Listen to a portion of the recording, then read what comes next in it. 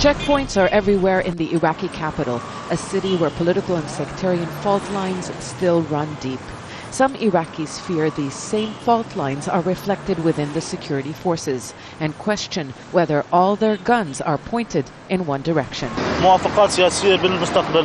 There is a possibility if politicians don't agree, the security forces will fight each other because we have Sunni and Shia forces. If someone doesn't get the position they want in government, they may use force.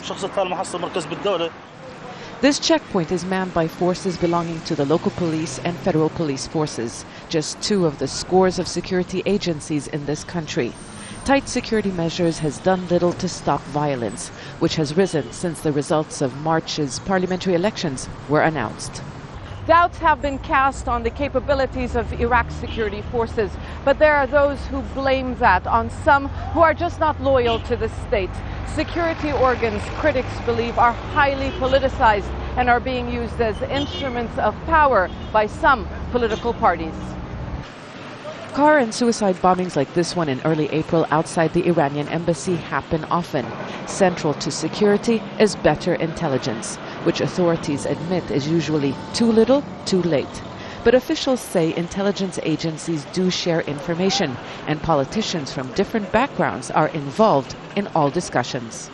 This unit, which has about 6 intelligence institutions in the country where they gather and analyze this information, and this belongs to another committee, which is the inner cabinet. We're talking about ministers. Now this is security inner cabinet, consists of ministers, and these ministers are politicians, and they belong to different parties. But if you talk about the intelligence institutions, no, they are independent. They belong to different ministries. Iraq's security is a complex structure and command. Many units, many divisions, many agencies. Those in the opposition are calling for reform, claiming that the forces are built on and around sectarianism. The army is mainly made up of Sunnis, and the Interior Ministry force is mainly Shiite. The result, each side is loyal to their sect. They should answer to the law and strike any group causing instability.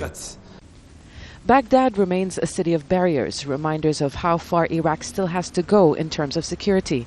It is still a dangerous time. Some sectarian groups retain their own militias, which may have laid down their guns for the time being. And while politicians try to form a government and compete for power, many Iraqis hope security forces won't be dragged into that struggle. Zeina Khodr, Al Jazeera, Baghdad.